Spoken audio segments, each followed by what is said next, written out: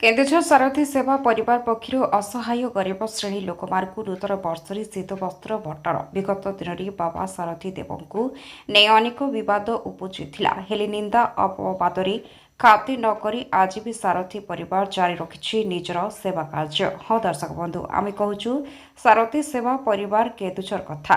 ଏହି ପରିବାର ପ୍ରଭୁଙ୍କ ବାଣୀରେ ଅନୁପ୍ରାଣିତ ହୋଇ ମାନବ ସେବା ହିଁ ମାଧବ ସେବା ମନେକରି କେନ୍ଦୁଝର ତଳ କାଞ୍ଚିପାଡ଼ି ଜନଜାତି ବସ୍ତିରେ ଭିନ୍ନ ଢଙ୍ଗରେ ପାଳନ କରୁଛନ୍ତି ଇଂରାଜୀ ନବବର୍ଷ 2026। ବସ୍ତିର ସମସ୍ତ ସଦସ୍ୟମାନଙ୍କୁ ସେବା ପରିବାର ତରଫରୁ ଶୀତ ବସ୍ତ୍ର, ଶୁଖିଲା ଖାଦ୍ୟ ଏବଂ ଅନ୍ନ ପ୍ରଦାନ କରି ଲୋକଙ୍କ ମୁହଁରେ ଫୁଟାଇଛନ୍ତି ହସ। ବସ୍ତିର ଲୋକମାନେ ସେବା ପରିବାର ତରଫରୁ ଉପହାର ପାଇ ଆନନ୍ଦରେ ପୁଲକିତ ହେବା ସହିତ ନାଚ ଗୀତରେ ମଜଗୁଲ ହୋଇଥିଲେ। କେନ୍ଦୁଝର ବାଂଶପାଳରୁ ହିରଣ୍ୟ କୁମାର ମହାନ୍ତଙ୍କ ରିପୋର୍ଟ, କୌଶଳ ଟାଇମ୍ସ। କାଞ୍ଜି ପାଣି ଆଉ ସାରଥୀ ଠାକୁର ଆମକୁ କମ୍ବଳ ଦେଇକରି ଆଜ୍ଞା ଥଣ୍ଡା ଶୀତ କାକରରେ କମ୍ବଳ ଦେଲା। ଆମର ପଇସା ପତ୍ର ନେଇ ଆଜ୍ଞା ସାରଥୀ ଠାକୁର ଆମକୁ ଆସିକରି କମ୍ବଳ ଦେଲା। ଆଉ ନୂଆ ବର୍ଷରେ ଆଜ୍ଞା ଭାଇମାନେ ଆସୁଛନ୍ତି ସାଙ୍ଗସାଥି ହେଇକରି ଆଜ୍ଞା ଭୋଜି କରୁଛି ଆଜ୍ଞା ଆପଣଙ୍କର।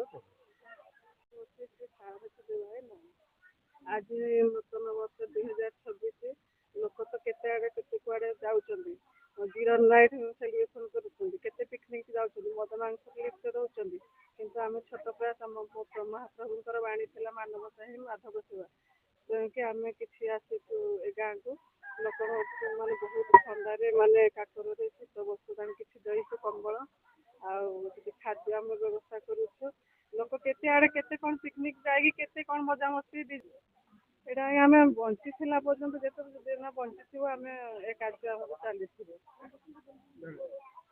ଇଲାକାରେ ଆସି ଆମେ ଆଜି ଏଇ ଗରିବ ଲୋକମାନଙ୍କର ଦୁଃଖ କଷ୍ଟ ସହି ଦୂର କରିବା ପାଇଁ ସେମାନେ ବହୁତ କଷ୍ଟରେ ରହୁଛନ୍ତି, ଶୀତ କାକର ରହୁଛନ୍ତି।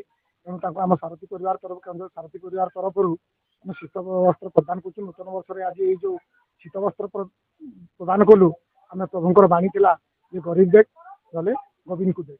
ତେଣୁ ଗରିବ ସେବା ସେଇ ଗରିବ ପ୍ରଭୁଙ୍କର ବାଣୀକୁ ଆମେ ମାନି ଆଜି ଆମେ ଏଇ ଶୀତ ବସ୍ତ୍ର ପ୍ରଦାନ କଲୁ। ତେଣୁ ଆମେ ବହୁତ ଆନନ୍ଦିତ। ଆଜି ସେବା କାର୍ଯ୍ୟ ଆଗକୁ ଆଉ କେତେ ଦିନ ଜାରି ରହିବ?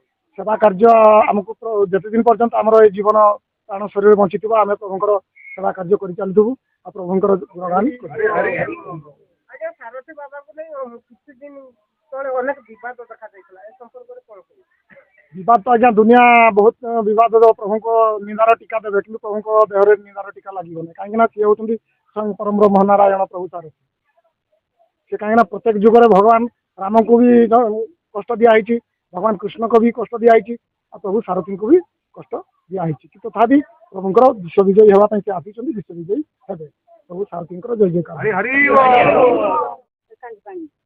ମୁଁ ଆଉ ଆମ ଶୀତରେ ଛଟପଟ ହଉଥିଲୁ, ସାରଥୀ ଠାକୁର ଆସିକିନା ଆମକୁ ଦୟାଳ ତାଙ୍କର କଳମ୍ବ ଦେଇକିନା ମନ ବହୁତ ଖୁସି କଲେ। ସାରଥୀ ଠାକୁରଙ୍କୁ ଆଉ କ'ଣ କହିଲେ? ବହୁତ ଧନ୍ୟବାଦ ଆଜ୍ଞା। ଶ୍ରୀ ସାରଥୀ ଦେବାୟ ନମଃ। ମୋ ନାଁ ଚନ୍ଦ୍ରଶେଖର ବାଡ଼ି, କେନ୍ଦୁଝର ସାରଥୀ ପରିବାରରୁ ଆସିଛି।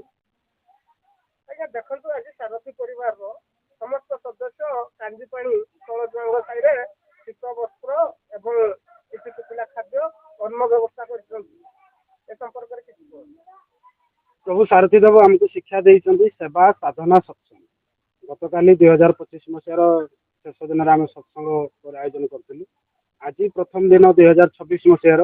ଆଜି ଏ ସେବା କାର୍ଯ୍ୟ ଟିକେ କରି ଆମେ ନାହିଁ କିଣିବା ପାଇଁ, କମଳ ଟିକେ କିଣିବା ପାଇଁ ପଇସା ନାହିଁ।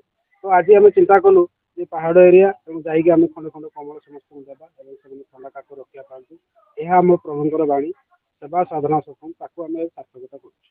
ଆଜ୍ଞା ଦେଖନ୍ତୁ, ପ୍ରଭୁଙ୍କର ଆଉ ଏକ ବାଣୀ ଅଛି, ଗରିବକୁ ଦେଖ ଗୋବିନ୍ଦକୁ ଦେଖ। ପ୍ରଭୁ ସବୁବେଳେ କୁହନ୍ତି ଯଦି ତମେ ଗରିବ ଲୋକଙ୍କର ଦୁଃଖ ବୁଝିପାରୁଛ, ଜଣେ ଭୋକିଲା ପେଟର ଯଦି ଦୁଃଖ ବୁଝିପାରୁଛ, ତେଣୁ ତମେ ନିଶ୍ଚିତ ଗୋବିନ୍ଦକୁ ପାଇବ। ତେଣୁ ସେଇ ବାଣୀ ଉଦ୍ଦେଶ୍ୟରେ ହିଁ ଆଜି ଆମର ଏ ସେବା କାର୍ଯ୍ୟକ୍ରମ। ସମସ୍ତେ ଅନ୍ୟ ଆଡ଼େ ପିକନିକ୍ ଏକ୍ସକର୍ସନ ଯାତ୍ରା କରୁଥିବା ବେଳେ ଆମେ এই ସେବା କାର୍ଯ୍ୟ କରି ବହୁତ ଆନନ୍ଦ ହେଉଛୁ। ଦେଖନ୍ତୁ, ପ୍ରଭୁ ଆମର ବାଣୀ ଥିଲା, ପ୍ରଭୁଙ୍କର ବାଣୀରେ ଆମେ ଅନୁପ୍ରାଣିତ ହେଇକି ଆମେ ଆଜି ସେବା କାର୍ଯ୍ୟଟା କରୁଅଛୁ। ଆମ ପ୍ରଭୁଙ୍କର ବାଣୀ ଥିଲା ମାନବ ସେବା ହିଁ ମାଧବ ସେବା, ଗରିବକୁ ଦେ ଗୋବିନ୍ଦକୁ ଦେ। ତେଣୁ ଏ ମାନେ କିଛି କମ୍ବଳ ଆଉ ଖାଦ୍ୟ ଏସବୁ ରଖିଛୁ ଆଉ।